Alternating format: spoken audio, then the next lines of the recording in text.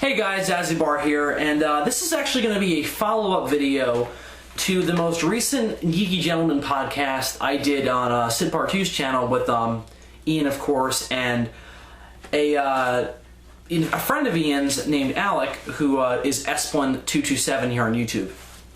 And we did a Geeky Gentleman. It was kind of a weird episode because we didn't have a set topic for that particular podcast because we were supposed to do one on God forbid, My Little Pony, because that was Milan's topic for the week, and he couldn't make it, so we didn't want to do it without him, so we just decided to, we were originally thinking of doing a review of The League of Extraordinary Gentlemen, but we decided that we weren't really up to reviewing that film since we hadn't seen it in a while, and we didn't feel like we had a lot to say. So somehow the conversations just got steered towards Dragon Ball Z. And we spent nearly the entire video just having a conversation about Dragon Ball Z and just our thoughts on it. Since all three of us were pretty big DBZ fans and we had a lot to say about that, mainly sparking from the Goku versus Superman death battle. Though we didn't really talk about that much, we mainly just talked about Dragon Ball Z as a whole in the Abridged series. So we spent a lot of time talking about that. However, around 3/4 of the way through the video, we actually brought up a thread from another edition of Geeky Gentleman, the one we did with Captain Logan on the death of the author, which was one of my favorite episodes. And in that, Ian brought up a piece of fanon. Now, what fanon is it's fan canon, basically. Canon, of course, is continuity, ideas in a certain series. And what fanon is, it's ideas come up with by the fans of certain properties that somehow finds its way into canon, or fans consider it part of canon, of continuity. I'm not a big fan of fanon. I think the only thing I'm a fan of that I do consider things that fans bring up, just kind of part of continuity for my own personal sake, is Godzilla. And not a lot of it, because I'm one of those film fans and pop culture consumers that likes to, and this is going to sound maybe limited or ignorant, but I kind of like to keep continuity and theories on shows based on what is presented in the movies, in the comics, in the books, etc. So I'm not a big fan of fanon. I do create my own theories for things, but I'm very careful to point out that the film does not make this the film does not support this or anything. So it's just a wild theory. So I'm totally supportive of people who do have ideas about fan theories and such, but I'm very picky on what I do agree with, I don't agree with, what I don't consider canon, all that. But oftentimes, I don't consider things part of canon if they're not brought up in that particular property, with very rare exceptions. I think one of the only, just to give an example from Godzilla, since that's really the only thing where I consider parts of fanon actually part of continuity, is and this isn't really even fanon, just the explanation for why people would remember Godzilla in Godzilla vs. King Ghidorah. Now, I still will always criticize that film for having poor writing, but at least in that regard. But people have tried to come forward and explain their theories on why in that movie the people can remember who Godzilla is, even though he's been removed from history.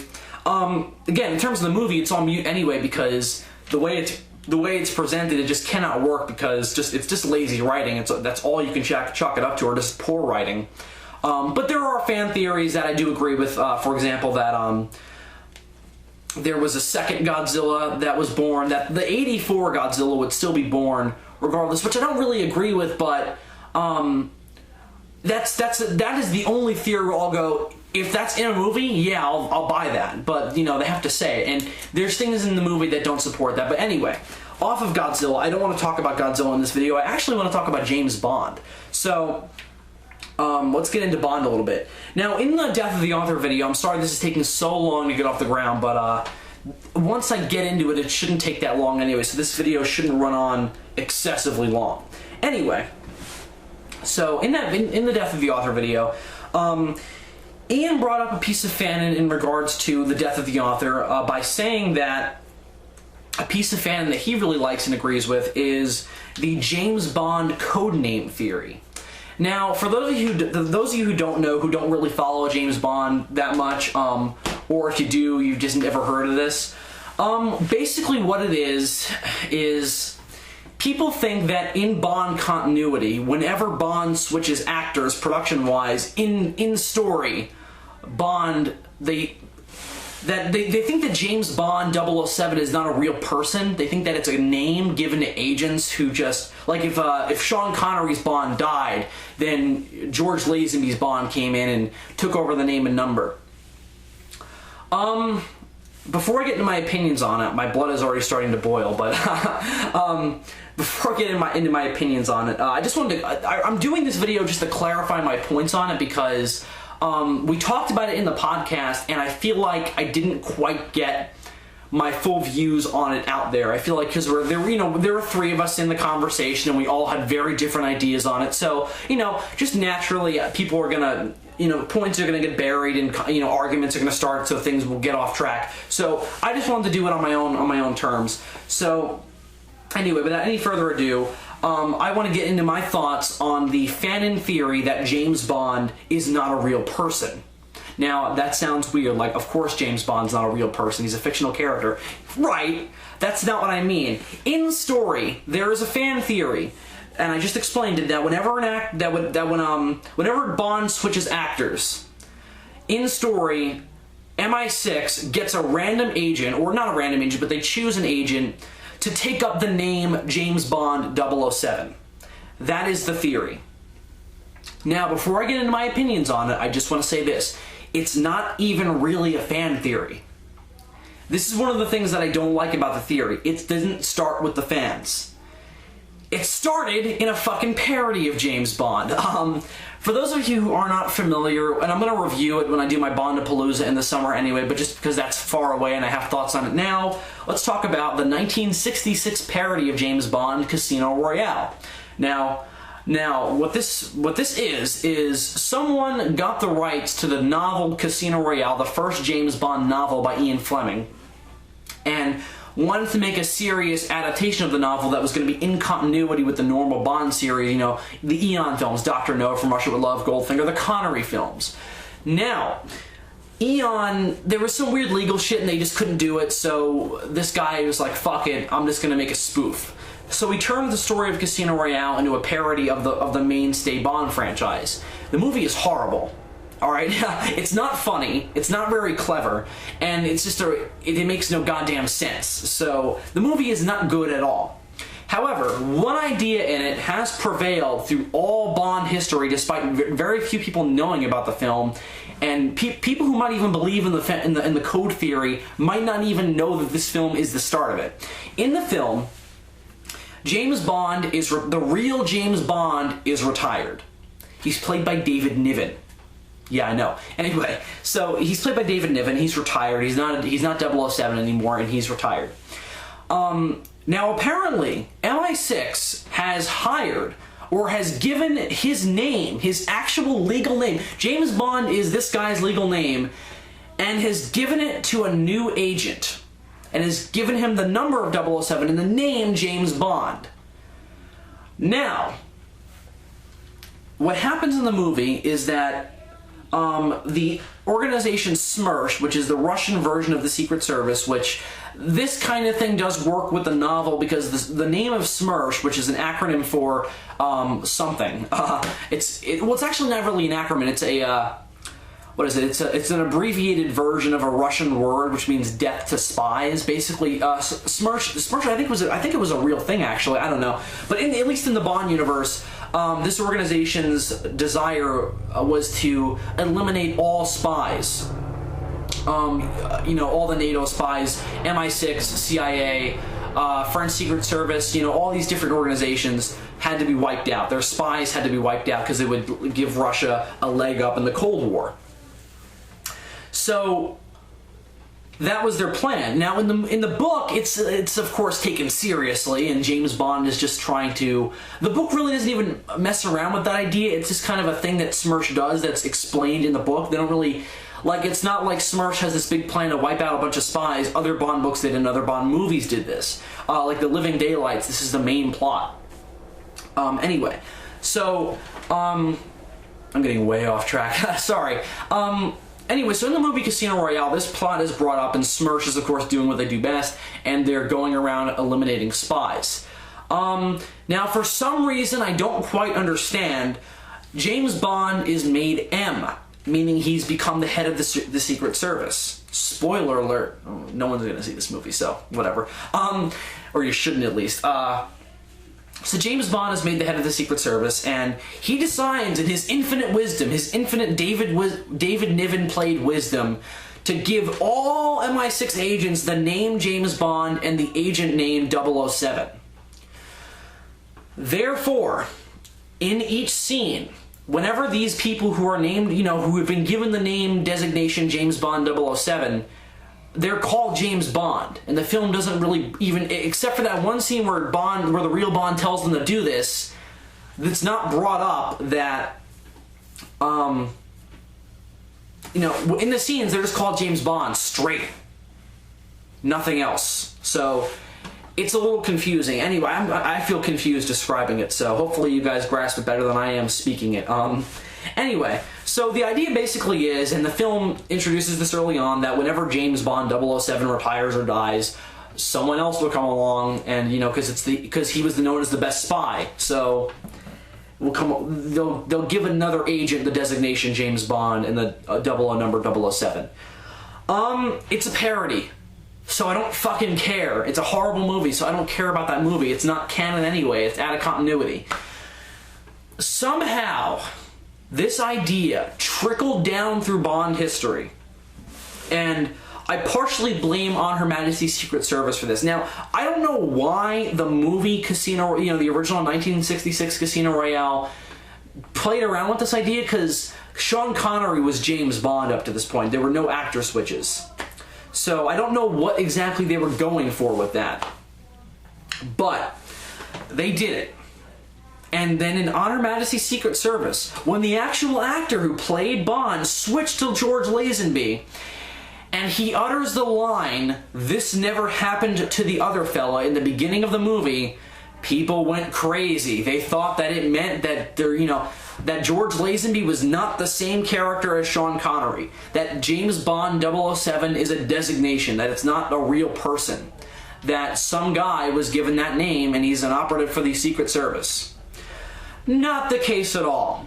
Not even kind of. In fact, the movie On Her Majesty's Secret Service goes out of its way more than any other Bond film where they switch actors to establish that George Lazenby is playing the same character as Sean Connery, which drives me crazy when people point to it as the genesis of this idea, because it's actually very switched to the contrary. What I mean by that, there is a scene, a good long scene that I love, where George Lazenby as James Bond digs through his drawer and is reminiscing about old times, looking at all these antiques from from Dr. No, from Russia with Love, from Goldfinger, all the previous Connery films. He looks at the knife that Honey Rider had, the choking string that Red Grant had, and he looks through all this stuff. And he's reminiscing about it because he experienced it, because he's James Bond. So very establishing of the fact that he's the same character. Way he acts with Moneypenny, long history of a relationship there. He's the same character. Relationship with Blofeld, Bond is gunning for this guy. After the events of You Only Live Twice. Now there's some weird continuity problems there, but it's nothing that would imply that George Lazenby and Sean Connery are not the same character. So it drives me mad, this theory. Because there's so much to point to it not existing that I don't know why people are so forward about saying that that's how they explain Bond changing actors. And when an actor comes along and plays the same character and you have a lot of them doing it, of course there are going to be minor personality changes, and people try to explain this in story, which is a bad idea. at least in my opinion. And they try to explain it as, oh, it's not the same, they're not the same person, which, okay. We're going to get back into that in a minute, because that's the crux of my point. Anyway, so On Her Majesty's Secret Service is the movie that a lot of these people who support this code theory point to as the movie where this idea, becomes prevalent, and that's the movie that explains it. It explains it to the contrary. Big point number 2. In the same movie, On Her Majesty's Secret Service, a big Bond event happens, one that would impact the rest of the series all the way up to the Brosnan years. That's nearly 20 years of continuity. Now, I say continuity, Bond film continuity is weird, and Bond films are not hindered on continuity, except, they are. There are recurring characters, there are small recurring plot threads, but it's a little weird. You have to kind of take a Bond film on its own terms. But again, it's nothing that would imply that they're different people. Anyway, so, what am I trying to get at here? Okay, so the second big Bond event that would impact the rest of Bond history is a better way to put it. The death of Tracy Bond, his wife. At the end of On Her Majesty's Secret Service, very famously, Tracy is gunned down by Blofeld. In the next film, Sean Connery plays Bond again. That, to me, totally dismisses this idea of the codename theory. Because you got George Lazenby playing Bond, then the next film, Sean Connery's playing Bond. And Sean Connery is out for revenge against Blofeld for killing Tracy. And doing it against orders, too, so it's not like it's some big ruse to keep these guys' identity the same. No, it's a personal revenge. James, again, this is my big point with this idea. Why the film's contradicted and why I personally despise it. Because James Bond is a character. James Bond is a person in a continuity, in a universe. I watch Bond movies to watch the exploits of James Bond. So when someone comes along and says that the code, they say that they explain away the different actor changes with the codename theory, I'm just like, that doesn't really work, because you undermine the character of Bond, you get rid of that. There is no James Bond character, there is only different people who take the name. And they have different personalities and such and different ways of doing things. Roger Moore, in the book he wrote about playing Bond, said that he went back to the books. When you play Bond, you are interpreting a character. It's like playing a character in Shakespeare. And that's the way Roger Moore describes it. Now, I'm not saying that the complexities of Bond compare to the complexities of a Shakespeare character like Macbeth or King Lear. No. That's not my point. My point is that when you play Bond, you're playing a character. You're not playing another person who just takes the name. That's not it at all. So that's my big point. The death of Tracy and On Her Majesty's Secret Service as a whole film contradicts this idea, and so does Diamonds Are Forever. Now, Diamonds Are Forever is a horrible movie, but still, it co-aligned with On Her Majesty's Secret Service contradicts this. Blofeld as a Bond villain contradicts this, because films later, and For Your Eyes Only, when in the opening scene, a mysterious bald villain tries to kill James Bond for revenge. It's obviously Blofeld. The production reason why they don't say his name is because they would have gotten sued otherwise. James Bond is visiting Tracy Bond's grave. It's not to keep up appearances. He's off duty. He's not, he's not working for the Secret Service at that point. He's off. He's not working. He just goes there out of personal grief. Blofeld comes along, kidnaps him and tries to kill him, and Bond finally gets his revenge. And this is a Bond played by Roger Moore. And he throws Blofeld down a smokestack. It's vengeance. The Blofeld, to me, the death of Tracy, and just all these different plot threads contradict the codename theory for me, because I've heard people try to explain it as the agency trying to keep up appearances. Like, they want people to think that these guys are the same person. You can't do that, because it's all personal stuff. It's all character stuff. It's not just plot stuff. The agency it's not telling, hey, Roger Moore person, we're going to call James Bond. If Blofeld just happens to still be alive, make sure you kill him out of an appearance of revenge. No. It's personal, it's character stuff. And then again, when Dalton played Bond, years later, nearly 20 years after On Her Majesty's Secret Service, he mentioned, well, he doesn't mention it personally, but Felix Leiter, a longtime Bond character, says when his fiancée tries to throw the corset to Bond, not the corset, the the little thing that that women throw at a wedding to a bachelor who's going to get married next. She throws it at James, and James just throws him back and says no and drives away. And Felix says he was married once. It was a long time ago. Again, it's personal grief. It's not just information. So, these ideas to me contradict the codename theory. Now, I want to talk briefly about Bond continuity. And I know I'm talking a lot about James Bond, the series, without doing my Bondapalooza yet, but I want to do this now just because it's fresh on my mind and fresh on people who watch my videos and Ian's videos minds. So I want to get this out too. Bond continuity is weird. I know. I accept that. You can't watch any given James Bond movie and expect it to co-align perfectly with movies that took place 10 years ago.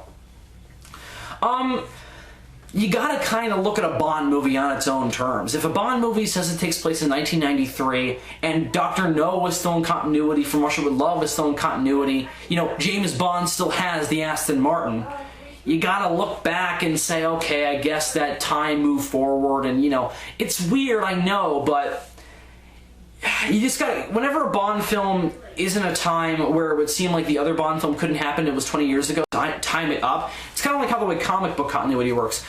Spider-Man is, I guess, 25 right now in the comics, and, his origin would have happened 10 years ago, so like 1990s, not the 1960s. So, I hope you guys get what I mean, like, Bond continuity kind of shifts up whenever an actor gets picked, whenever time progresses. Now, if Bond continuity had continued past Die Another Day, that would start to become impossible because From Russia with Love, you need the Cold War. The Living Daylights needs the Cold War. So that stuff cannot be, you can't time that up because the Cold War wasn't going on. So Die Another Day, now this was just a coincidence. So, Die Another Day stopped. And that was the end of the official Bond continuity. So, reasonably, since Bond's roughly 50 years old in that movie, it's reasonable that in like the late 70s, he could have been fighting Russians in From Russia with Love, something like that. Anyway, so now you guys can all look at that and go, I don't care about continuity. Bond continuity is fucked anyway. I agree. I just want to use that to explain why he looks different in some movies. Fine. Perfectly fine. Do that. If that personally works for you to watch the series, like if you can't watch the series without that notion in your head, then do it. For me, it's the complete opposite. I like this series less. I wouldn't be the Bond fan that I am if the codename theory was made continuity. Because again, I watch Bond for Bond. I watch it because I like the character. I like his, I like his personality. I like the faucets that do make him a deep character. The death of his wife, Vesper Lynd, all this different stuff. Now, the full-blown decimation of the codename theory is Skyfall and the new continuity. But since that is a new continuity, I'm not going to say that disproves it just on its own terms. No, because it's a new continuity. That'd be like saying, that just doesn't work. So the new continuity is its own thing. Casino Royale Forward is a new universe. So that is the reason why the time up thing works. So anyway, with the Daniel Craig continuity, you don't need the codename theory because Daniel Craig is a new Bond. And also, the new continuity couldn't have the codename theory in it. Like, Daniel Craig has only signed on for 2 more Bond films, so inevitably there's going to be another actor change. And you can't do that. You can't do the codename theory unless it's in story. Like, unless someone says Daniel Craig is dead, that the real James Bond is dead. You are now James Bond. I would hate that. Like they're talking about casting Idris Elba as James Bond. You are now James Bond. I would hate that because it undermines. Then this guy is not James Bond to me. I wouldn't be interested. Unless they make a big story point out of like living up to a legacy, but it's not the same thing. Daniel Craig's Bond cannot have the codename theory in it because A, it's his real last name. We see his family estate. We find out his parents' names. We see his tombstone. And then, of course, you know, in Casino Royale, the name, you know, the guy James Bond is given the designation 007. So, you know, the new continuity just disregards the codename theory completely, which, you know, thank God. But, you know, people will still go back to the old continuity and look at these different things and go, you know, this supports, but it doesn't. The series, you know, in continuity, there is no codename theory. It just does not exist in story. If you want to use that, if you personally look at that theory and go, it explains why he looks different, why his personality, why the actor plays him a little different, fine. You know, you're not right, but if in your, you know, and I don't mean that to sound pompous or condescending. Just, I'm stating factually, you're not right. But if you still don't care, if you just want to watch the movie on its own term and it helps you watch it to explain that, you know, why Sean Connery returned to Roger Moore, why Roger Moore returned to Timothy Dalton, fine. Go ahead. If it's for your own personal viewing experience, I have no judgment on that. The creators of Bond have no judgment on that. So do that. But, you know, no one has no power over that except yourself. So I personally despise the theory and could never see myself accepting it. And again, unless it was in continuity, and if it was in continuity, I would rave like a motherfucker and call that movie awful if it was made continuity. Because it destroys the character of James Bond. You are nearly breaking the fourth wall at that point. I mean, Bond is not necessarily a concept that's entirely realistic, at least not in the old continuity. I mean, you had stuff like lasers and, you know, laser watches and cars you could drive with your cell phone, though that doesn't seem very out there anymore. You had, you know, lasers and DNA replacement and all this crap. You know, but you're breaking the fourth wall at that point. The character of James Bond no longer exists. It's different people taking the name and then just being their own person. I don't find that interesting. I watch Bond for Bond. When I see Sean Connery's interpretation of James Bond, that is my favorite interpretation of the character of James Bond. I just like the way he plays James Bond better. I like the way Timothy Dalton plays James Bond better. I don't particularly care for the way Roger Moore plays James Bond. It's actor interpretation. You know, it's actor interpretation. It's not... This theory just does not work for me. I'm just going to say that generally. This theory does not work for me. It ruins the franchise for me. Like, that theory would hinder my viewing of it. It's breaking an agreement between the movie and the viewer that you're watching a movie, if you know what I mean. So, to me, the codename theory would ruin my James Bond fandom. It's not true anyway, so just factually, it's not. I mean, look at the movies. It's not factually supported. But, again, if you like it, if you want to use it to explain away the actor changes, go right ahead. I can't stop you. But me personally, it's not continuity. It's not canon.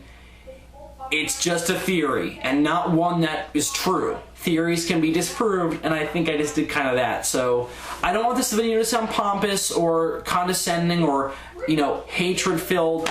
I just wanted to express, since I've had people ask me why I despise this theory, why it's not true, why I don't support it, why I don't use it to explain away the actor changes. That's just my thoughts on it. Sorry if this video came off as ranty. Well, it was a rant, so, you know, it was a rant. So, you know, that's why I don't support the codename theory. Thank you very much for watching, and I'll see you guys, of course, in the summer when I do my Bondapalooza, and of course, I'll see you guys soon for some more videos. Got a lot of Godzilla Gang stuff coming up, reviews and such, podcasts with the Geeky Gentleman, and we're thinking of bringing back the ZGC monthly reviews soon. So lots of podcasts, lots of comedy, lots of reviews, so be sure to check it all out. Thank you very much for subscribing, and thank you very much for watching. I'm Zazubar. See you later.